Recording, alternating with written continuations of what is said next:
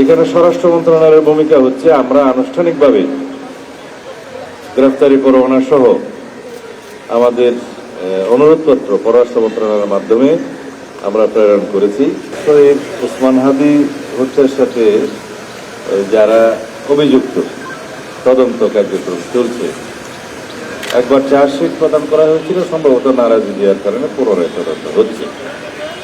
ইতিমধ্যে ভারতে প্রথমে 2 জন, পরে আরেকজন আসামিকে গ্রেফতার করা হয়েছে তাদের দেশের নিজস্ব পুলিশ ফোর্স, এবং সেখানে আমরা আমাদের দূতাবাসকে আমাদের যে পররাষ্ট্র মন্ত্রণালয়ের মাধ্যমে ডিপ্লোম্যাটিক চ্যানেলে আমরা অনুরোধপত্র পাঠিয়েছি যাতে বাংলাদেশে তাদের প্রত্যাবর্তন করা হয়।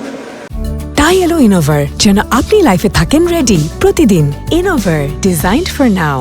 এখানে স্বরাষ্ট্র মন্ত্রণালয়ের ভূমিকা হচ্ছে আমরা আনুষ্ঠানিকভাবে গ্রেফতারি পরোয়ানা সহ আমাদের অনুরোধপত্র পররাষ্ট্র মন্ত্রণালয়ের মাধ্যমে আমরা প্রেরণ করেছি যাতে এক্সট্রাডিশন চুক্তি অনুসারে সেই সমস্ত আসামিকে আইন মাফিক বাংলাদেশের কাছে হস্তান্তর করা হয়।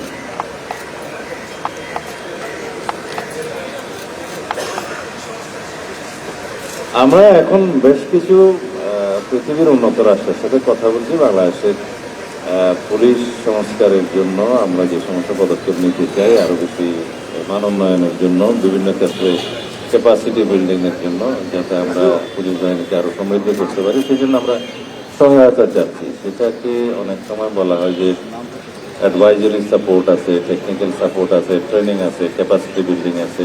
এই সমস্ত ক্ষেত্রে আমরা যেখানেই উন্নত রাষ্ট্রগুলোর কাছ থেকে সহায়তা পাবো তাদের কাছ থেকে সহায়তা চাচ্ছি। ধন্যবাদ।